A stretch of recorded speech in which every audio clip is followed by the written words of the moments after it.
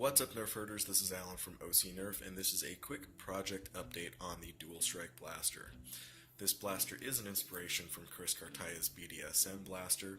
I'm not exactly sure what he's done all internally to his, but I do know that his has a long brass barrel at the top and is using a dual strike, in which I am doing the same thing, but I'm kind of going about it in my own way, I guess. What I've gone ahead and done, as you saw in the previous video, is I've attached this barrel. I've fashioned this barrel. I still need to cut out the window for it, but I fashioned this barrel, and I have now attached it to this main selector housing area here. And this used to have a pipe that went up here and pointed into the triad air, smart air system. And I've since cut that off, put in a stub of tubing in there to hold it for structure, and then added the brass barrel and DevConned it all in place. Down here, it used to cut off right about there, and this whole area here was the this was the smart air restrictor and the what do you call it? Smart air restrictor and the barrels for the mega darts. But I have since cut that off, and I've taken a piece of the tubing that used to go up here and attached it down to this area so that I can get it not just right in line with this, but right down to come out of this hole port. As you can see right there, it still fits right in the holes. This actually took some time, because the thing you want to make sure whenever you're re-barreling something is not just sticking whatever barrel material you would like on there, but making sure, especially with as much cutting as I've done, that it is as straight as you can get it. And as you can see from this shell line here, it is pretty darn straight. It is as straight as you can get it. That took a long time of filing, testing, test fitting, just to make sure that this thing came out as straight as you can get it. It also comes out not just straight in that regard, but also straight down in this regard. So just making sure that they were both definitely as parallel as it could be. That takes a lot of time, as there are multiple joints. I'm going to zoom in here. So this is the main joint right here, main joint right here. There's another joint on this specific one that joins this original piece and this section that angles down. So there's that piece that needs to be aligned correctly, and then main connection right here to the barrel also needs to be aligned correctly. And as you can see, everything here is DevConned in place. So all of that needs to be aligned in such a way that the barrels are going to be straight. What's the point of making really nice blasters if you can't shoot them straight? So making sure that that's all done. The other things that I've done, if you've been following my Facebook page, which is facebook.com/ocnerfherders, you'll see some project pictures that I've been posting on here. So if you haven't followed that yet, I encourage you to do so you can kind of catch up on things in between videos and things that I'm working on, things that I might be doing that may not even get posted on YouTube. But what I've gone ahead and done internally here is I've replaced the O-rings. The original O-rings, I took them to the hardware store and found replacement O-rings for them that are a little bit thicker. I'm hoping that with the thicker O-rings, it'll increase the seal between the ball valve that's in here and those two O-rings there. I've definitely globbed on a lot of grease so that the ball valve in here will rotate smoothly. It is a much harder switch between one and the other now because of the tightness of these O-rings. Additionally to that, there's a hole in the front of this ball valve that switches between one and the other as you rotate the ball. And what I've gone and done is I've rounded the edge of it and kind of chamfered it and rounded the edge of it, smoothed it down all the way to about, I think, 2000 grit wet sandpaper, just so that it's very smooth.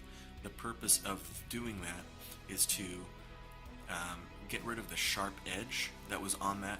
It wasn't like sharp to cut, but it was a much sharper edge, kind of the same thing as the plastic that comes with it. And what it would do is it would catch the O-rings, and I didn't want it to do that, so I rounded the edges so that as it's moving from one to another, the O-rings would not get pulled out of place, which was happening in testing. Back here, I'm still using the stock O-ring. I think that the additional thickness of the O-rings that I've got up here is pushing the ball valve back even further into the plunger and creates a better seal here. All that needs to be figured out during testing, which I have not yet done with the plunger rod in place and everything. What I have done is I've taken some canned air and shot it through in which direction it was going, just to make sure that it was indeed shooting air into the right directions and doing so fairly efficiently, just in a quick test. Now again, nothing has been done to this plunger, but I will definitely be closing this up.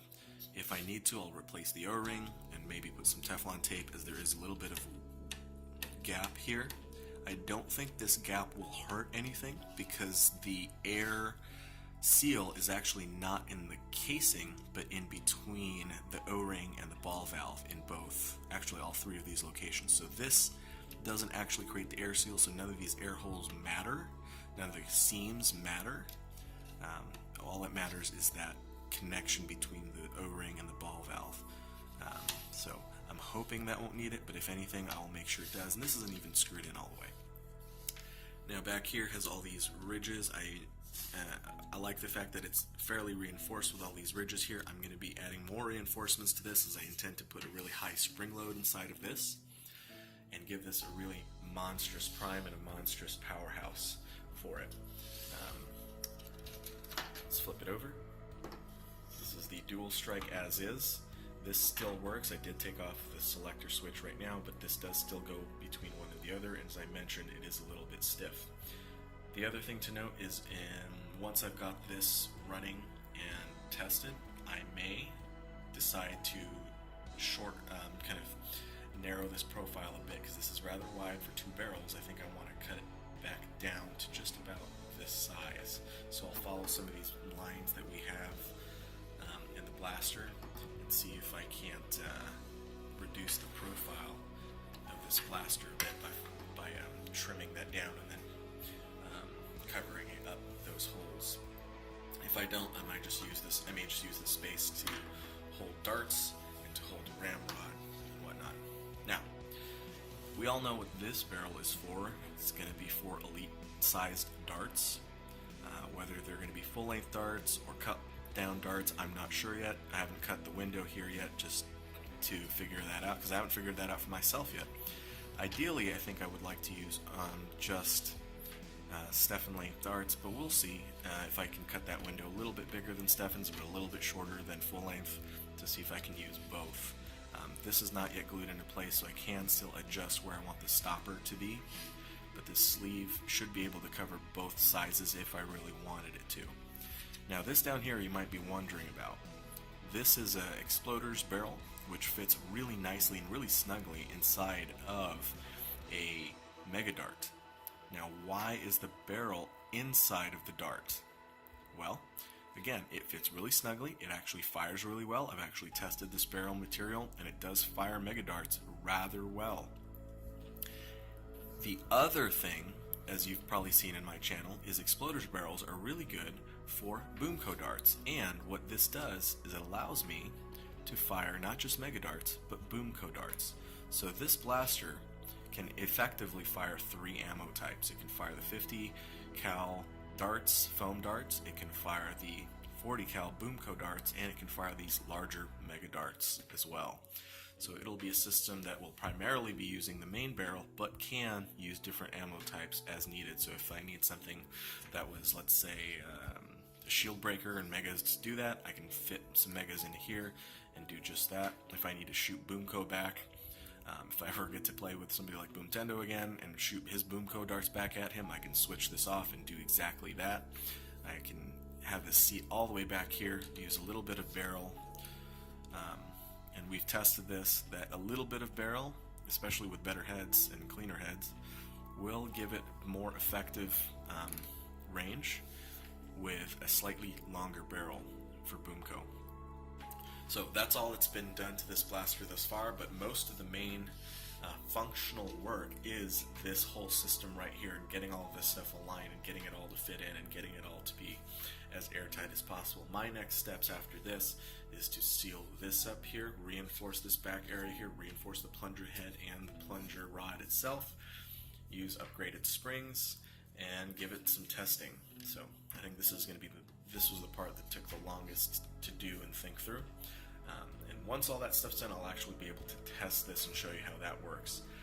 After testing that, then I'll make the decision whether or not I want to trim down the profile. I'm really leaning heavily towards doing that, just to make this easier to holster if necessary, but just smaller package in general, because this is a rather long blaster itself. This is already a large blaster, and on top of that I added 11 inches of brass to it, so this is pretty big. Alright guys, thank you all for watching. Again, check my Facebook page if you want to get future updates.